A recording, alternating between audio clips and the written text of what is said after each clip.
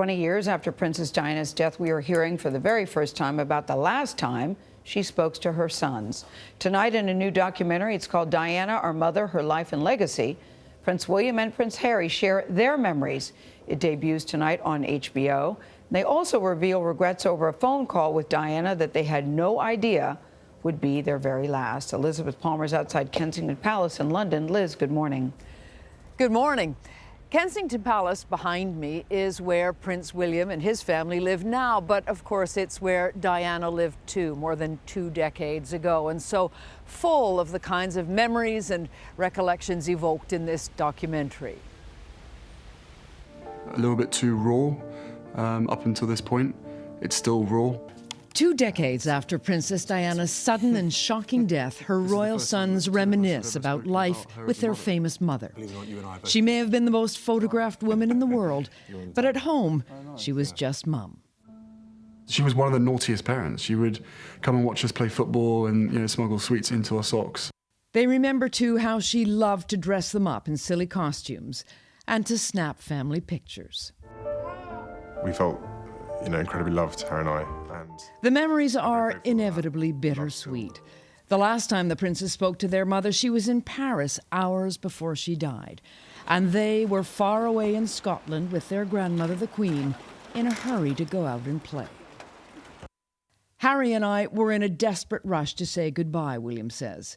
If I'd known what was going to happen, I wouldn't have been so blasé. Harry, who was then 12, said how differently the conversation would have panned out if he'd had the slightest inkling it was to be their last.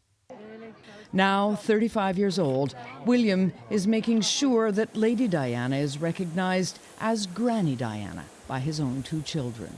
I do regularly, putting George or Charlotte to bed, talk about her and just try and remind her that there are 2 grandmothers. There were 2 grandmothers in their lives. The princes hope to remind a new generation that their mother was more than a glamorous cover girl. She was a trailblazing celebrity activist. Roya Nika has seen the documentary. People now understand the work she did, the pioneering work she did for things like HIV and AIDS, for homelessness, for the landmine campaign. They want to introduce her to a new audience who didn't know her then.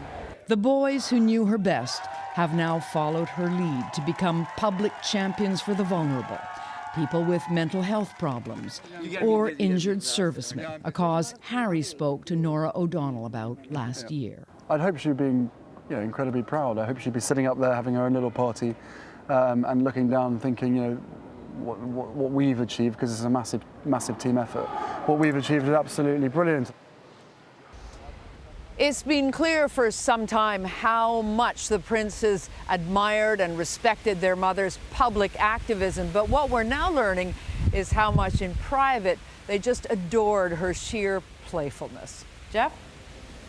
That was a very nice aspect of her, isn't it? It really is. It's so touching, Charlie, to hear them speak about their mom after all these years and to call her a naughty parent.